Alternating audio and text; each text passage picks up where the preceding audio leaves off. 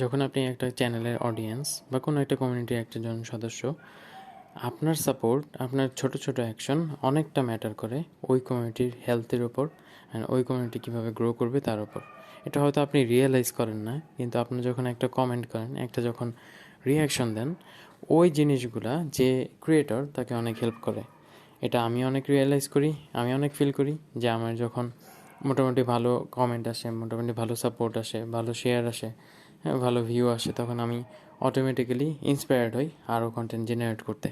কারণ আমাদের ব্যাপারটা হলো যে আমাদের শেয়ার করার অনেক কিছু আছে, কিন্তু আমরা ওই মোটিভেশনটা পাই না, ওই রিজনটা পাই না, হ্যাঁ, যে আমি ক্যান করবো এই জিনিসটা, ক্যান আমি 2 ঘন্টা এফোর্ট দিয়ে এই জিনিসটা আপলোড করব, ওই মোটিভেশনটা থাকে না। হ্যাঁ, হয় প্রোক্রাস্টিনেশন সবাই করে, আমরাও করি, যে আচ্ছা হ্যাঁ আজকে না হয় কালকে দিব না। কিন্তু ওই যে আপনাদের সাপোর্টগুলা, ওই যে ইয়েগুলা, কমেন্ট বা মেনশনগুলা, এই জিনিসগুলা পুশ করে যে না, don't procrastinate anymore, let's do it নাও।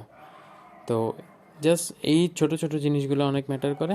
আপনারা সাপোর্টগুলো কন্টিনিউ রাখেন, নট অনলি ফর মি, অন্য মানুষদের চ্যানেলেও যাদেরকে আপনি ফলো করতেছেন, যাদেরকে আপনি সাপোর্ট করতেছেন, যাদের কমিউনিটি থেকে আপনি নিজে হেল্প নিতেছেন, হ্যাঁ, বা যাদের কন্টেন্ট আপনি কনজিউম করতেছেন, সবাইকে অন্তত ভিডিওটাতে একটা লাইক দিয়ে হোক, সাবস্ক্রাইব করে হোক, একটা শেয়ার দিয়ে হোক, আপনার স্টোরিতে শেয়ার দিয়ে হোক, কাউকে রেকমেন্ড করে হোক, ছোট ছোট জিনিস যেভাবেই পারেন জাস্ট ওইখানে একটা কন্ট্রিবিউশন দেন।